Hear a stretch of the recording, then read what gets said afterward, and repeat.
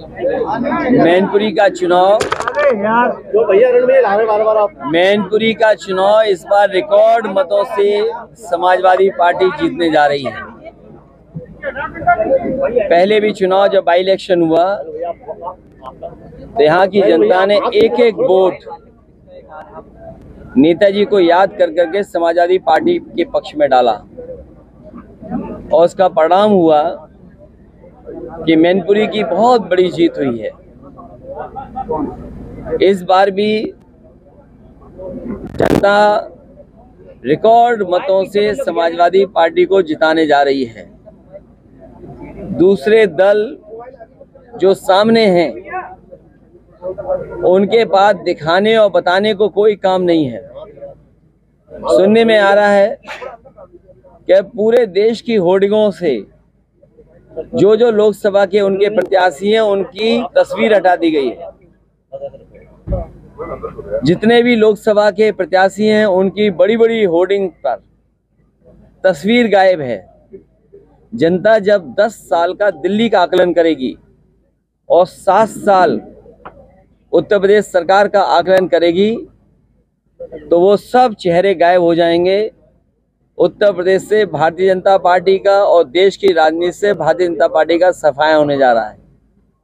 महंगाई चरम सीमा पर इन्होंने पहुंचा दी। महंगाई इसलिए भी है कि कुछ लोगों को ये मुनाफा ज़्यादा कमाने दे रहे हैं। मुनाफा कमाने से और जिस तरीके से भ्रष्टाचार हुआ है इलेक्टोरल बॉन्ड में, क्या कोई सोच सकता है कि इलेक्टोरल बॉन्ड के बहाने ईडी, सीबीआई, इनकम टैक्स को आगे कर करके चंदा वसूला गया हो? 1000 करोड़, 600 करोड़, 400 करोड़। ये बीजेपी के लोग बहुत प्रचार कर रहे थे वैक्सीन का। सुनने में आ रहा है वैक्सीन वाले से भी इन्होंने चंदा वसूल लिया।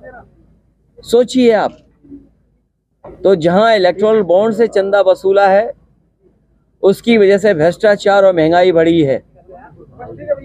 मुनाफा जो कमाने को मौका दे रहे हैं उससे महंगाई बढ़ी है। और इधर खबरें आ रही हैं और जो सरकारी आंकड़े बता रहे हैं और जो जगह जगह सर्वे हुए हैं, महत्वपूर्ण संस्थाओं ने जो सर्वे किए हैं, बेरोजगारी चरम सीमा पे पहुंच गई। 80 और 90% पढ़ने लिखने वाला नौजवान बेरोजगार है।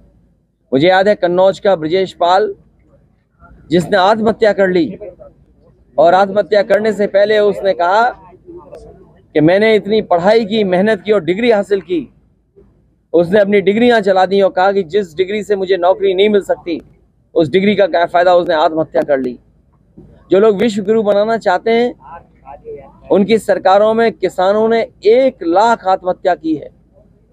दिल्ली की सरकार जब से आई है 2014 से और अभी तक का अगर आप आंकड़ा देखेंगे एनसीआरबी का, 1 लाख किसानों ने आत्महत्या की। ये वही लोग हैं जो किसानों के लिए काले कानून ला रहे थे। अंतोगत्वा इन्हें कानून वापस लेने पड़े। हजारों किसान उसमें शहीद हो गए। किसान ये बात नहीं भूला है और किसान ये बात भी नहीं भूला है कि उसकी आय दोगुनी का वादा किया था। आज किसान की किसी फसल की आय दोगुनी नहीं है। फसल तैयार है, सरकार क्या रेट दिलवा पा रही है? कहने को तो इन्होंने भारत रत्न दिया है चौधरी चरण सिंह जी को, स्वामीनाथन जी को, लेकिन क्या किसानों को जिनके लिए जीवन भर चौधरी चरण सिंह जी ने संघर्ष किया और स्वामीनाथन जी कमीशन ने जो रिपोर्ट बनाई जिससे किसानों को लाभ मिलता, क्या ये सरकारी या कानूनी अधिकार दे पा रहे हैं?